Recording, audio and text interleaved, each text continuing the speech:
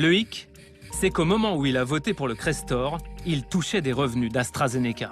Mai 2010, par exemple, la commission elle se réunit pour une extension de la mise sur le marché du Crestor. Donc c'est bien une extension de la mise sur le marché d'un blockbuster de AstraZeneca, le Crestor.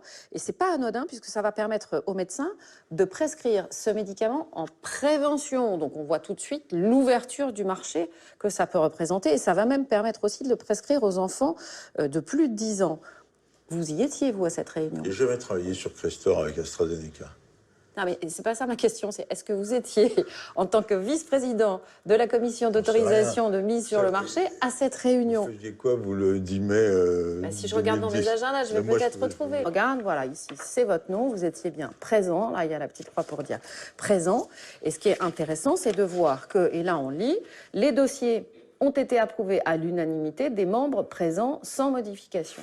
La réglementation, depuis 2005, elle est clairement écrite. L'Agence de sécurité du médicament dit clairement que si l'implication des membres est importante, notamment avec des rémunérations personnelles, ce qui est votre cas, donc, ce médecin ne doit pas prendre part au vote. Il m'est arrivé, assez peu d'ailleurs, mais il m'est arrivé de sortir de la salle quand il y avait... Ce jour-là, vous n'êtes pas sorti. Ce jour-là, je n'étais pas sorti parce que, encore une fois, ce n'est pas à moi de faire l'application de la gestion des liens d'intérêt, c'était la mission de la SNCM. D'autre part, parce que je n'ai aucune compétence sur le Crestor. Mais donc, très franchement... Vous restez pour donner votre avis sur un dossier auquel vous ne connaissez rien pour un laboratoire avec lequel vous travaillez.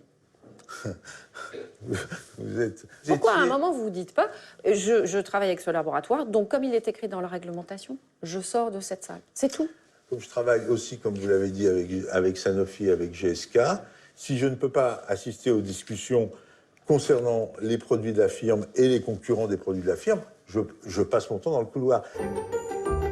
Les liens de Jean-François Bergmann avec les firmes ne se résument pas à quelques contrats, ils sont aussi affectifs. Lorsqu'il était médecin, à l'hôpital Lariboisière, il a partagé son bureau avec un certain Robert Dahan.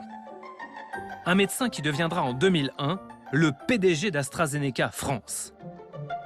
Les deux hommes scelleront leur amitié quelques années plus tard en montant ensemble une société de conseil pour les laboratoires pharmaceutiques. Puisqu'on reparle d'AstraZeneca, est-ce que vous connaissez Robert Dahan? Oui. Je crois que vous connaissez très bien. Oui. Comment vous le qualifiez par rapport à vous? C'est un ami à moi. Ouais. Parce que Robert Dahan, il a été patron d'AstraZeneca pendant 8 ans. Oui. AstraZeneca France. Oui. Oui, tout à fait. D'accord, donc on se dit que ça renforce les liens, obligatoirement, et que vous regardez les choses... C'est ça le vrai lien d'intérêt. Le vrai lien d'intérêt, c'est pas celui qu'on déclare parce qu'on a gagné 250 € de l'heure. Le vrai lien d'intérêt, c'est l'amour, c'est la haine, c'est les copains, c'est les ennemis, c'est ceux qu'on a dans le collimateur parce que si ou parce que ça. Et tout le problème, c'est que ça se déclare pas, ça. Ah, la haine, les copains, mais aussi l'amour. À l'époque des faits, la responsable de la formation médicale d'AstraZeneca était une certaine Christine Bergmann, son épouse. Ce n'est pas nous qui le disons. C'est écrit dans la déclaration d'intérêt de l'expert.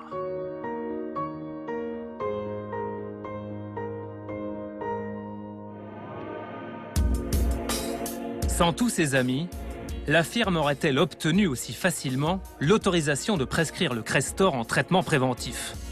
Un marché de plus de 1 milliard d'euros.